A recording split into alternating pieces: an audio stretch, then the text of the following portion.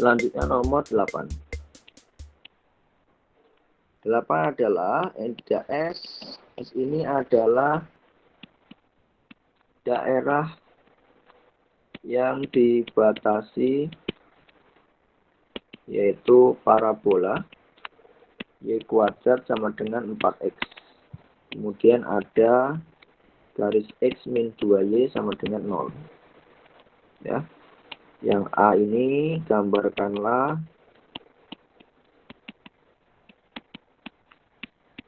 daerah dari S. Kemudian ini langsung aja biar gambarnya enggak dua kali. Kemudian ada yang B. Yang B ini adalah carilah volume benda bejal yang dibentuk, yaitu dengan memutar mengelilingi sumbu X. Oke. Nah, ini perlu diperhatikan ya. Ini fungsinya adalah Y kuadrat sama dengan 4X. Berarti ini kalau dirubah berarti fx-nya adalah Y sama dengan akar dari 4X ya. Oke. Kemudian yang kedua adalah ini X min 2Y. Berarti ini fx-nya bukan fx. Berarti X-nya berarti ini anggaplah fx atau D ya. Fx. Oke, anggaplah jangan fx dulu. Takutnya nanti pas di bawah namanya bentrok. Bukan fx. Berarti y-nya adalah akar x gitu ya. Akar 4x. Kemudian yang ini berarti y-nya adalah apa? Y, x-nya pindah ruas berarti min x min 2y sama dengan min x berarti min 2 pindah ruas berarti min. Berarti y-nya adalah setengah. Nah, berarti kita menggambarnya adalah ini. Gambar dari Y akar 4X dan Y sama dengan setengah X. Ya. Di sini berarti bisa kita gambarkan dulu.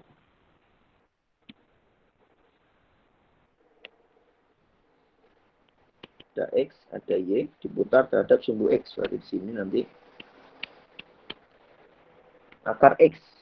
Berarti akar X itu akar 4X, maaf. Akar 4X itu berarti gini. Akar X itu kan naik. Duanya di dalam. Berarti dia naiknya akan agak naik. Itu. Ini adalah. Harusnya ini naik ya. Y sama dengan akar 4X.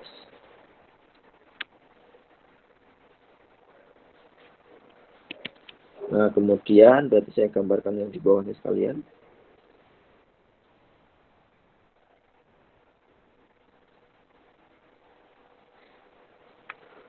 Ya, anggaplah sama ya.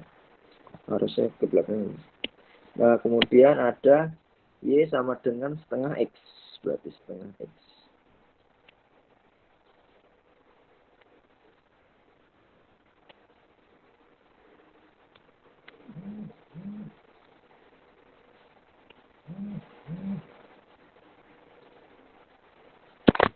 Oke, gampang. Saya buatkan garis dulu. Jadi ini adalah titik potongnya. Gambar di bawahnya agak ke ini ya, nggak apa-apa lah.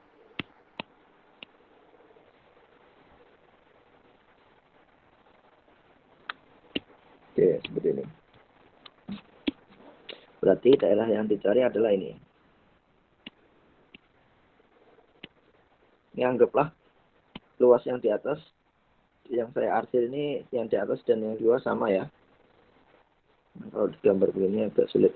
Tapi kalau menggunakan aplikasi pasti sudah presisi banget. Nah, dari sini berarti apa? Diputar berarti akan ada, ini adalah ininya. Jadi begini.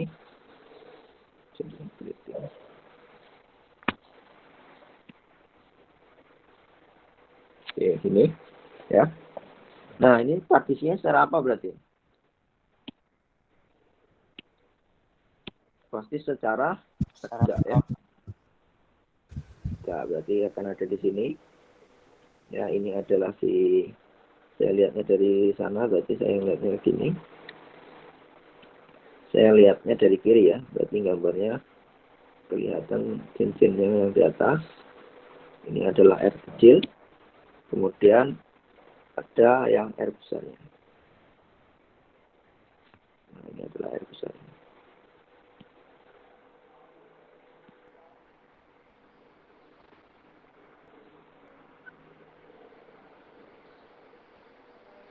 Oke, kayak gini ya. Nah, berarti di sini kita punya apa? Di sini kita punya R besarnya ya. Kita punya R besarnya.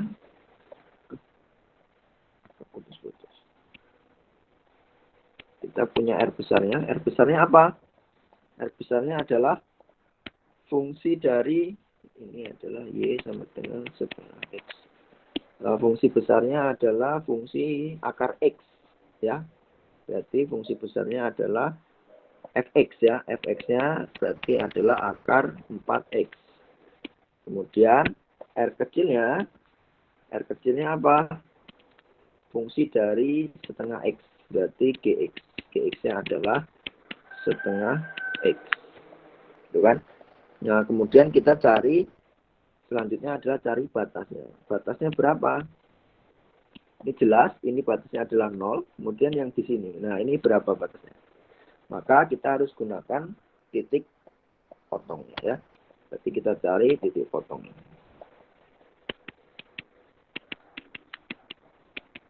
Titik potongnya adalah ada akar 4x sama dengan setengah x ya. Maka ini bisa kedua ruas kita kuadratkan jadi 4x sama dengan 1/4x kuadrat. Saya pindah 1/4x kuadrat min 4x sama dengan 0 ya. Berarti 1/4-nya bisa dikeluarkan, berarti X saja ini. X sama dikali dengan 1/4X min 4 ya, sama dengan 0. Berarti kita peroleh ini X sama dengan 0 pertama.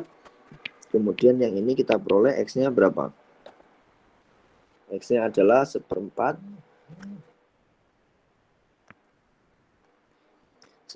X min 4. Berarti ada 1/4X sama dengan 4. Berarti X-nya sama dengan 4 kali 4, 16. Berarti X-nya adalah 16.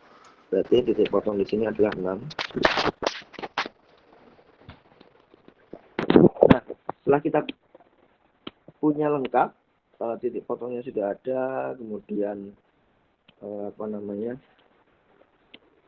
batasnya juga kita sudah punya, maka selanjutnya tinggal kita menghitungnya ya. Berarti kita buat aproksimasinya. Aproksimasinya adalah delta V akan ekuivalen dengan V R besar dikuadratkan dikurang R kecil dikuadratkan dikali delta X akan ekuivalen dengan V R besarnya adalah akar 4X dikuadratkan dikurang setengah X ya, setengah X dikuadratkan delta X. Nah, setelahnya tinggal kita hitung integralnya. Integralnya adalah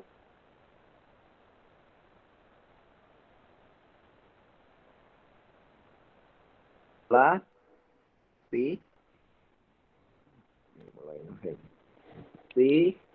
kemudian P R-nya adalah Fx dikuadratkan min Gx ya, dikuadratkan dikali dengan Gx. Batasnya tadi 0 sampai 16. Berarti integral 0 sampai 16 Pi dari akar 4X dikuadratkan dikurang 1/2X dikuadratkan Gx.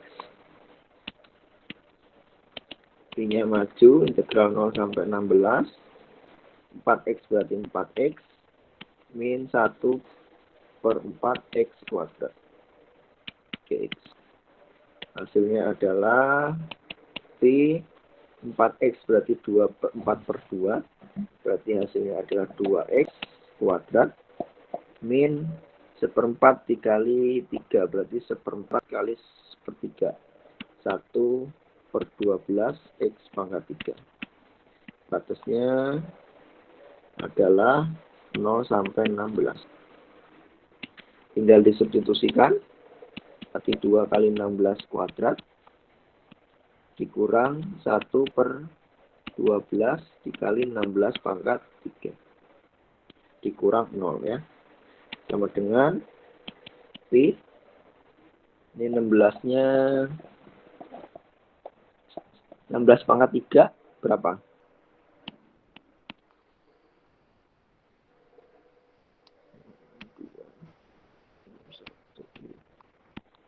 512 kali 16 berapa?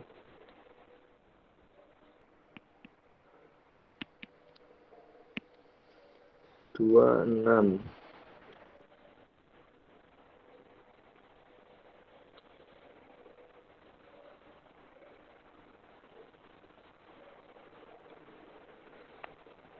Oke, sini adalah 4096.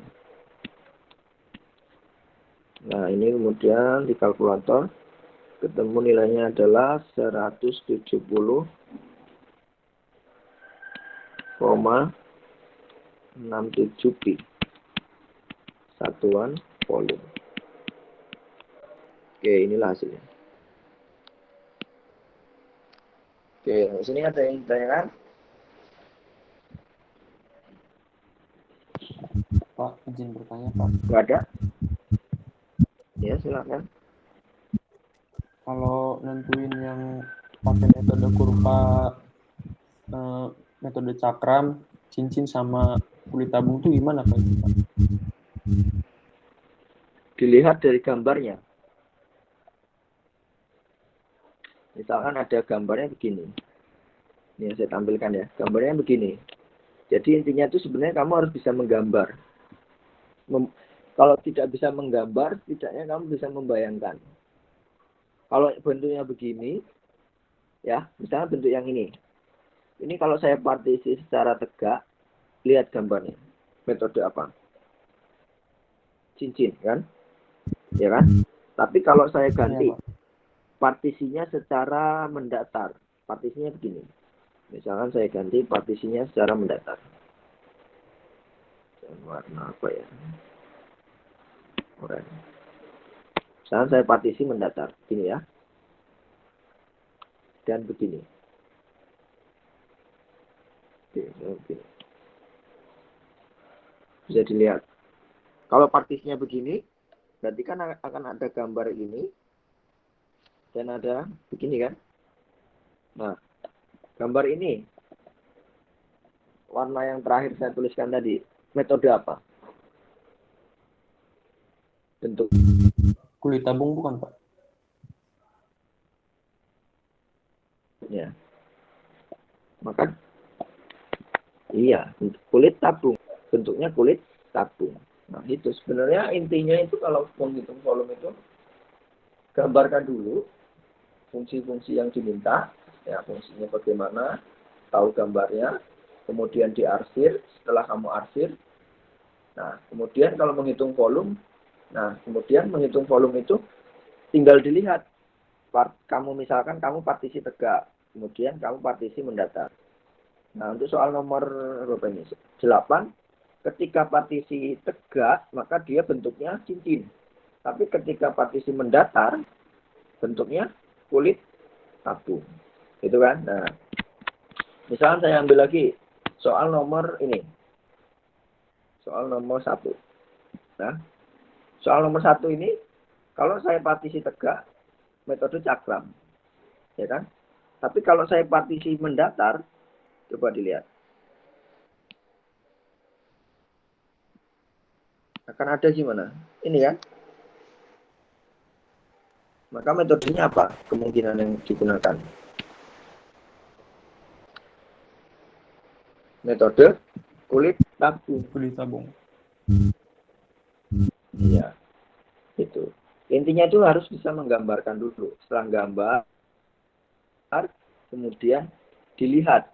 Kalau yang diminta soal adalah misalkan dari soal ini gunakan metode nanti ketika ujian, gunakan metode kulit silinder. Maka bagaimana caranya gambar itu terlihat bahwasanya dia gambarnya kulit silinder. Di sini akan keluar di ujian. Misalkan ada gambar yang sama, fungsinya yang sama, ya. Fungsinya misalkan kita ambil soal nomor 1. Soal nomor 1 diberikan fungsinya ini, x kuadrat plus 2. Kemudian ada garis x sama sumbu x, soalnya sama persis dengan soal nomor 1. Tapi di akhir diberikan komentar tambahan. Misalkan kamu yang si soal tipe A. Soal tipe A itu misalkan gunakan metode cakram. Nah, menggunakan metode cakram berarti harus kamu gambarkan. Gambarnya seperti ini. Nah, gambarnya seperti ini berarti harus metode cakram, harus partisi gimana? Oh, ternyata partisinya yaitu partisi secara tegak. Berarti ini partisinya secara tegak. Secara tegak, kemudian aproksimasinya tinggal aproksimasi dari metode cakram. VR kuadrat dikali H, ya kan? Setelah aproksimasi, tinggal hitung integralnya. AB, P, R-nya adalah Fx, ya. Kalau tegak berarti Fx dikali dx. Gitu. Tapi kalau di soal tipe yang B misalkan, disuruh menggunakan metode silinder. Gitu. Berarti gimana? Ya berarti kalau tegak kemungkinan kulit silindernya adalah mendatar. Berarti jelas mendatar. Mendatar bentuknya kulit silinder. Kulit silinder berarti kulit silinder itu adalah secara datar, ya. Kemudian aproksimasinya. Aproksimasi dari kulit silinder apa? P dikali X, dikali X. Karena ini mendatar berarti dikali Y, kemudian dikali apa fungsinya kan? Fungsinya berarti F, Y. Kemudian delta Y. Berarti integralnya A sampai B. Kemudian ada P, Y adalah ini, Y tadi adalah, ini adalah R-nya. Ya, ini adalah R. Fy adalah tingginya, berarti Fy dikali dengan D, dy.